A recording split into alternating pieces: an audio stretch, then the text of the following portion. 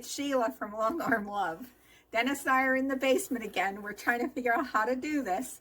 We're not professionals, but I want to get you started. So I do quick table runners on my Longarms. Sometimes I do couching on them, sometimes I don't. These are ones that I have done. This one is with a vintage doily on it. It's just one square, just a little table topper. And I put the lace on with my Longarm. And this one is a longer table runner. Actually, I think Dennis did this one. I think this was his. And I like putting doilies on them. It just, there's lots of doilies out there and it's quick and they look vintage. Goes with my house, so that's what I do. But today I'm going to show you how to do quick table runner with couching. So I'll move over to the Longarm now and we'll get started. So I cut various sizes of different fabrics. And to make my table runner the way I like it, and I think it's pleasing to the eye, use odd numbers. Like go with 3 pieces of fabric or 7 pieces of fabric. Make odd numbers. So this is 5 here. And we're going to sew these down with the Longarm. So first we're going to move the Longarm over here. And we're going to put this one with the right sides together. Line it up. And it doesn't matter if your edge is up here. You can trim this and make it nice and square, well, rectangle. Square it up. So I'm just going to pull up my bobbin thread. And your foot, your couching foot, I already have my couching foot on here. Your couching foot is 1/4 inch. So I'm gonna stitch this down and just keep the 1/4 inch foot along the edge of your fabric.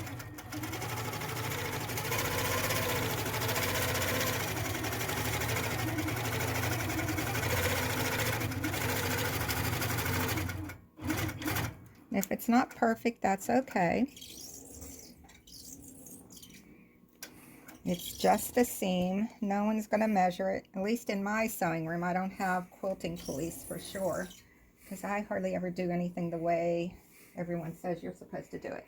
So I keep an iron close here to my Longarm, and I'm just going to press that so it's nice and flat.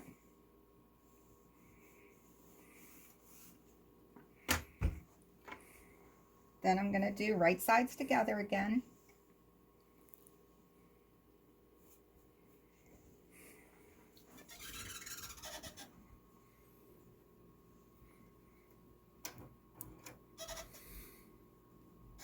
And you notice my hands do not work well. I have lupus, and in 2000 I lost the use of my hands and feet. So I've learned to adapt with a lot of things.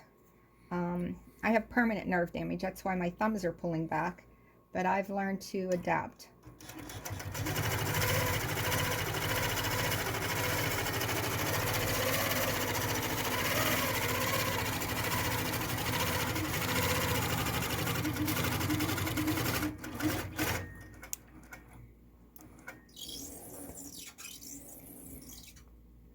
Seems like my 1/4 inch seam gets a little narrower as I come towards me. Oh well, it really doesn't matter. Just cleaning up my threads here. And press this over.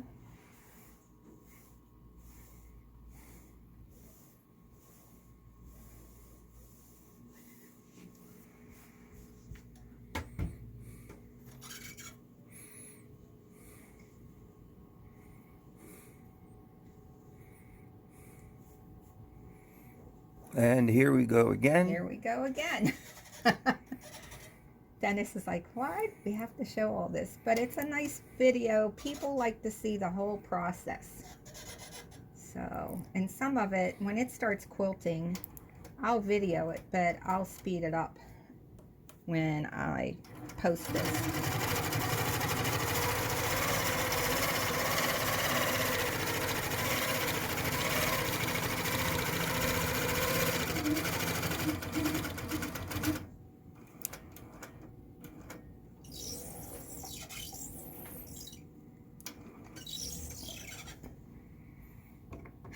And everyone always has these little snips on them. All the teachers do, that hang on their lanyard, and I cannot use those because of my thumbs. So the little snips really, the only one that I can use is Martelli's. I can use Martelli's. So now we're going to press this again.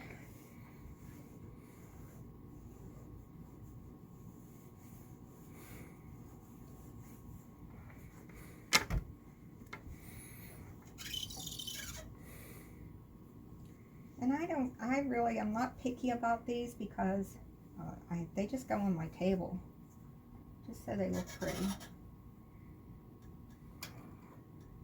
I mean, if you want to finish yours in a different way, that's fine.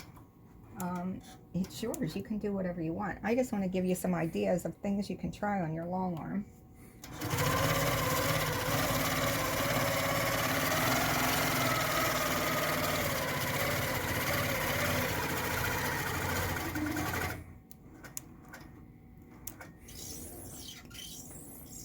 My machine squeaks, I know. I asked the guy that comes and works on my machine, he said I could put some lubricant on it, but he said then it's going to collect dust and lint. So, I don't know, it's a little bit of a should I or shouldn't I? Because I don't want lint on my rails, but that's where, on the rails and under the machine. So there it is all pieced together. So what I'm going to do is I'm going to baste this down around the edges to hold it in place.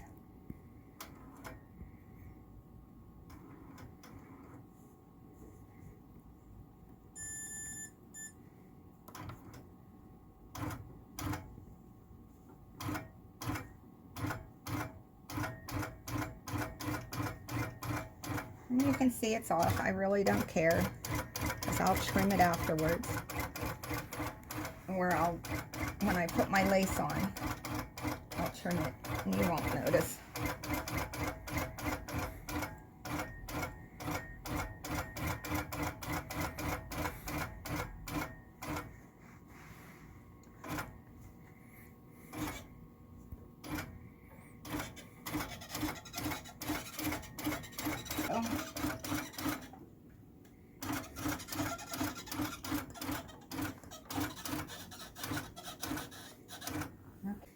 Have it all tacked down.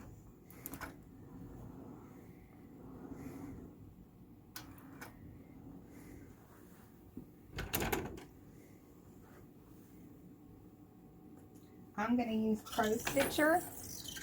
I'm going to close everything here. So I'm going to mark my area.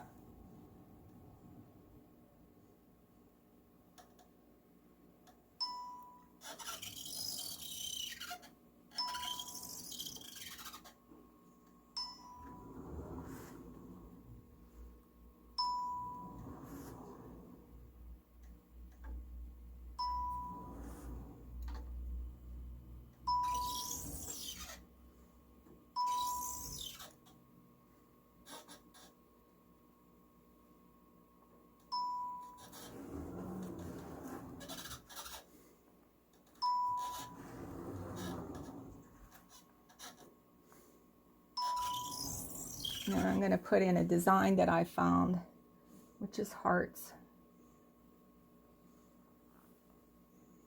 And I'm going to stretch it. And I'm going to point to point. I'm going to baseline, and it's ready to go. It's a little outside the area, so I'm going to see if I can resize this. That's the height.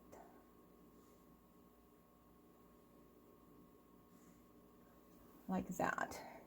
And it's a little off, so I'm going to skew it. Modify skew. Whoa, that didn't do it. There we go.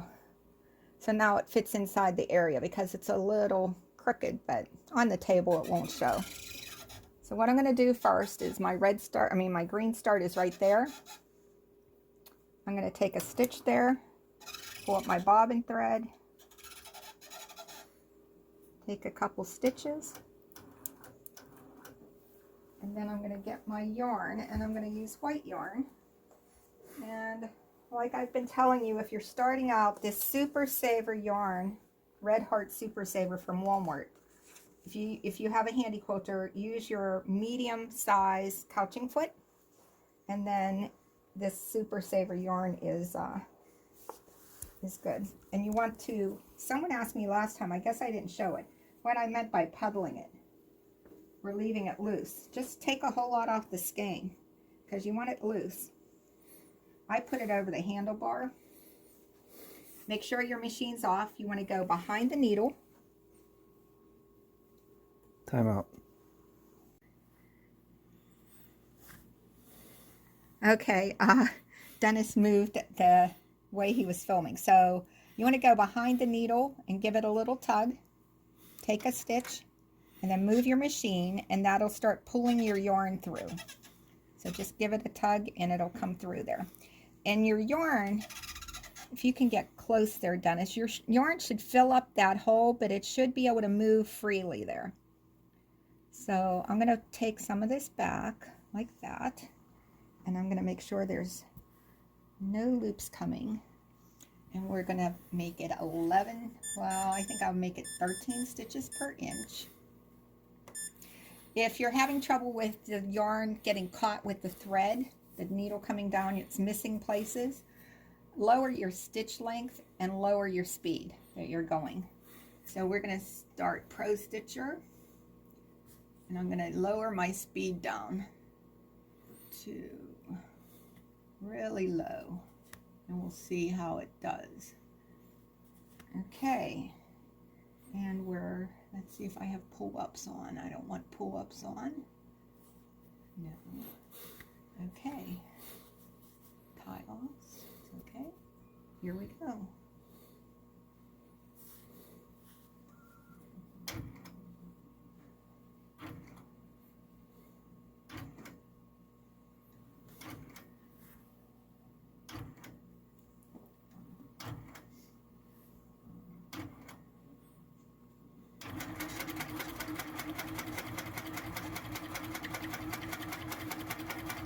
Like I said, you can do freehand. I'm not real great at freehand because I have Pro Stitcher. I think that's kind of hindered me because I use Pro Stitcher a lot. I can do some freehand, but for me to demonstrate for you, it's just easier for me to do Pro Stitcher. But you can, if you're a quilter, you can do whatever designs you want. This is a heart pattern that it was a heart border pattern.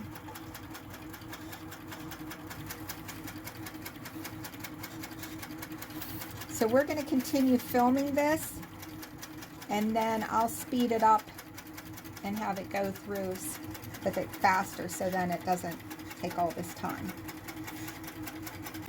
Yeah.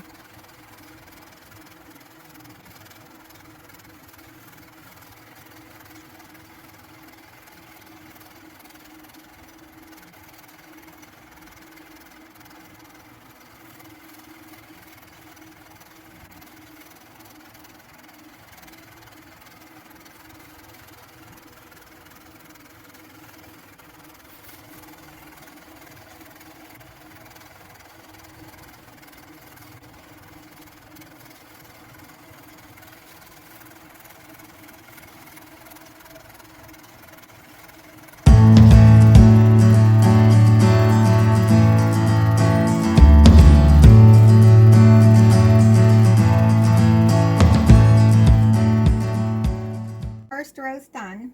We quilted one row across, and what I'm going to do is just cut my yarn and take a few stitches, and then I'll just pull up my bobbin thread like usual and cut it, and then we'll go back down here to the other end. So if you look on the screen, here's my jump. We'll hit follow and you can see then. So my jump start goes to there. So I'm going to go right there. I'm going to pull up my bobbin.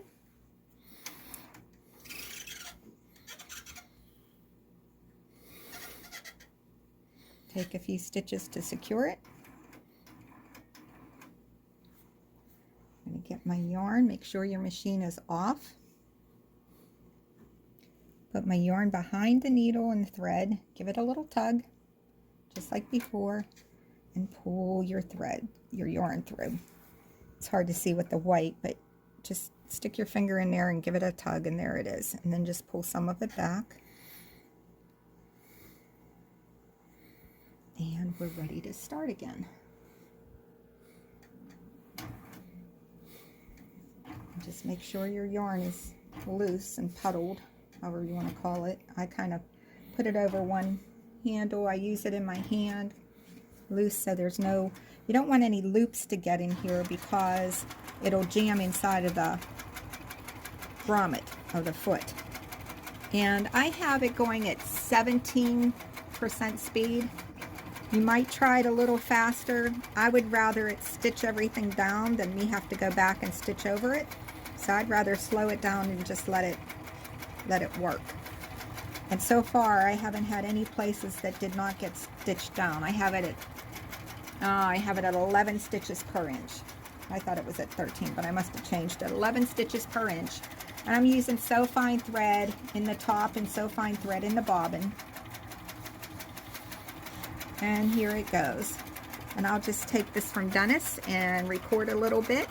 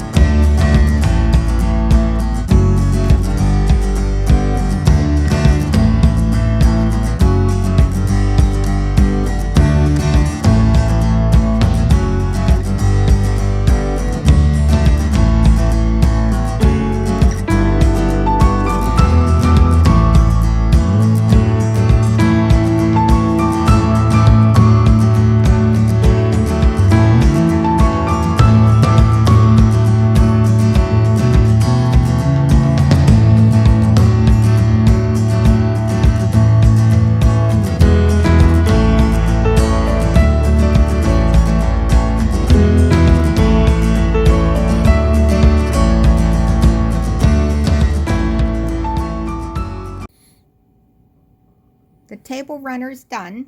The couching is all done on it. So next we need to finish the edge of it. If I was giving it away as a gift, I would sew binding on it. I would use my long arm and sew binding on it. But because it's just for me, I don't want to sew binding. So I'm going to put lace on it. So I have lace that I usually pick up at yard sales, flea markets, places like that. So I have a whole bunch of lace here. And if Dennis can zoom in here, I already got it started. So I lowered my stitch length. I didn't like the way I didn't catch some of the fabric. It's really close. And the edge of the fabric on some of the places was going to come out and not be sewn down. So I tried to think of a workaround, and my workaround was add another row of lace. So that's what I did. So I have 2 rows of lace around, and it just makes it extra frilly and pretty. So that was my workaround. So if that happens to you, think of a workaround. I'm getting ready to trim my batting and backing from my table runner. What I do is I roll the lace to the inside and put my ruler on it. Make sure you don't cut the lace, but trim it really close, like that. see that it's looking pretty nice. So just roll it back, put your ruler on it, just make sure you don't cut the lace, but trim it close. And that's how you do it.